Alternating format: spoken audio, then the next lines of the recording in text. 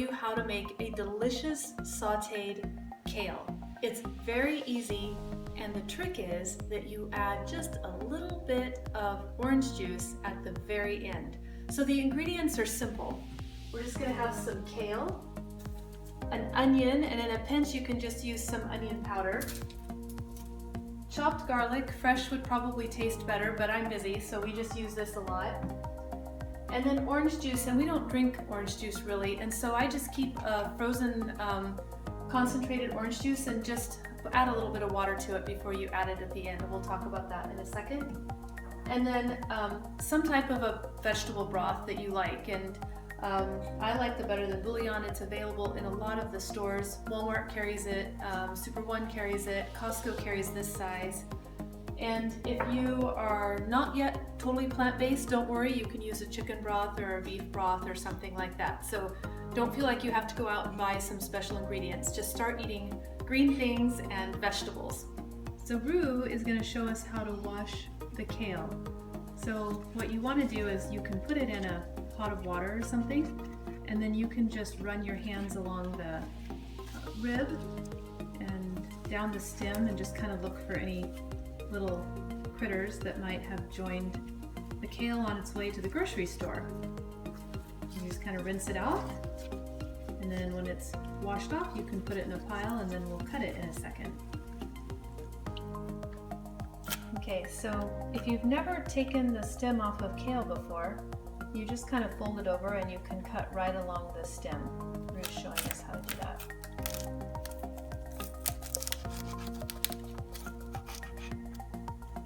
Okay, so I have my onions in the pot and I'm going to start sauteing them on a really low heat.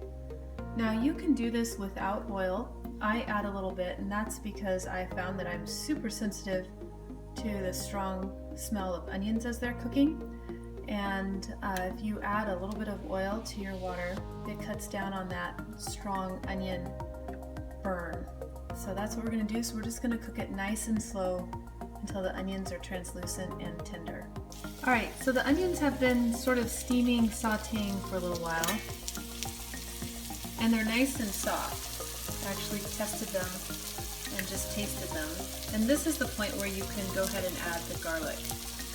Okay, so I went ahead and added some garlic, and I'm going to stir it around and then just let it cook nice and low and slow for a while. If you cook garlic on too high of a heat, it can scorch, and then you get a bitter flavor instead of the nice kind of sweet garlicky flavor. So I've just added the kale to the onions and the garlic, and I'm just going to toss it like this for a second. And I'm going to turn the heat up a little bit.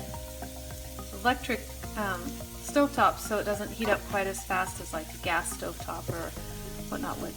So I'm going to try and mix the kale with the onions, and you can see how much the kale really quickly reduces. I can basically eat a pan of this by myself. It's just so good. Okay, so we've got that, and then we're going to go ahead and add the stock, which I've already put some Better Than Bouillon in some water. I'm just going to stir that in. Just kind of toss it around a little bit. And then I'm going to cover and let it cook until the kale is tender. So we've been cooking this until it's tender, and I'm just going to take the lid off for a second, and the moisture in there should evaporate really quickly. The onions are still sweating a bit, so it's never going to totally evaporate. I do have the heat on pretty high, and I'm fine with it being like that, so I'm going to take it off the heat. I'm going to put it there. All I need to do now is add the orange juice, and that's it. I'm going to give it a little stir, and it's ready to serve like that.